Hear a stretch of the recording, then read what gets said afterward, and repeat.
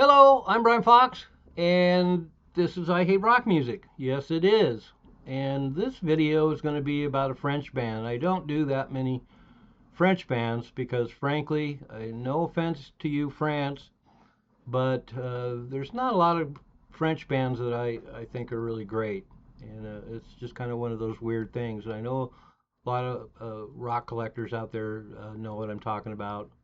When you're collecting records, amazing stuff comes out of the UK and a ton of it. And a lot of really great stuff comes out of Germany. And there's some good stuff out of Italy. And um, there's a few bands that come out from weird places like Czechoslovakia and Greece and the like. But France, for some reason, didn't produce a lot of great rock bands. And Les Variations being one of the few that actually made some international impact. But they had a number of prog bands, and probably the most interesting one for me is a band called Moving Gelatin Plates. And the name of the band comes from the 1962 novel by John Steinbeck, Travels with Charlie. They were around from 1968 to 1972. And what makes them special is they weren't your normal prog band, progressive band. They were associated with the Canterbury scene in the UK with bands like Soft Machine and Matching Mole and Caravan and Quiet Sun. And so they have a radically different sound than most prog bands, particularly prog bands from France for that matter. But that said, Moving Gelatin Plates could be one of the greatest of the so-called Canterbury bands, even though they weren't from Canterbury and weren't from the UK. So let's get into the band a little bit.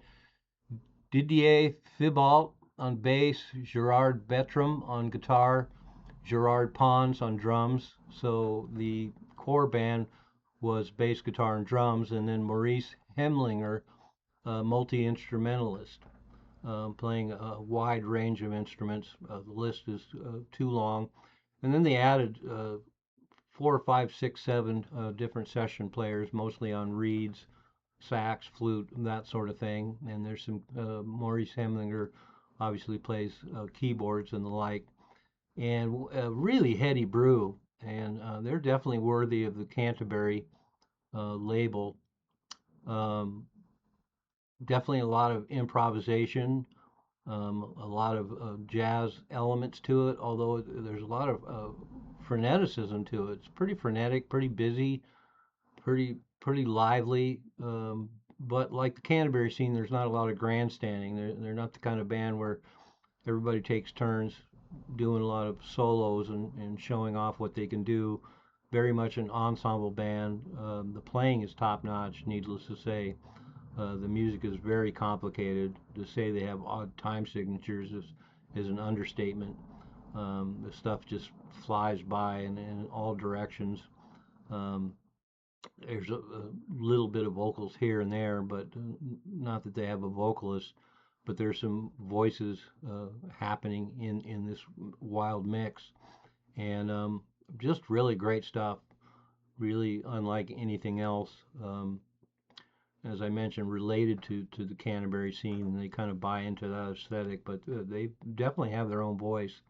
Definitely a lot more frenetic and energetic and chaotic than somebody like Soft Machine, or even certainly Matching Mole.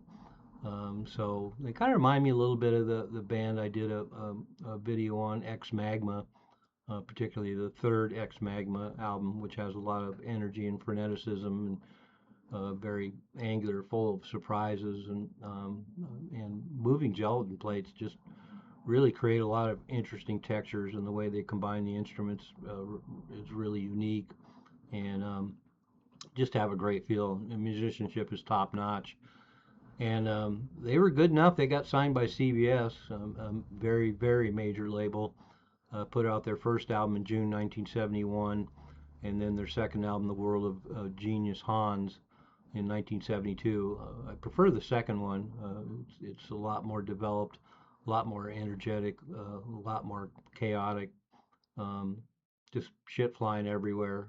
Great stuff.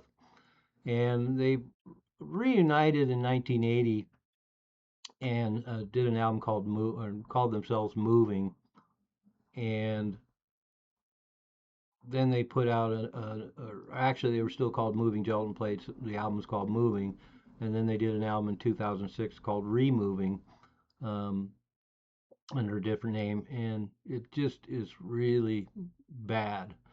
So I'm not going to go there. I'm not sure what they were thinking.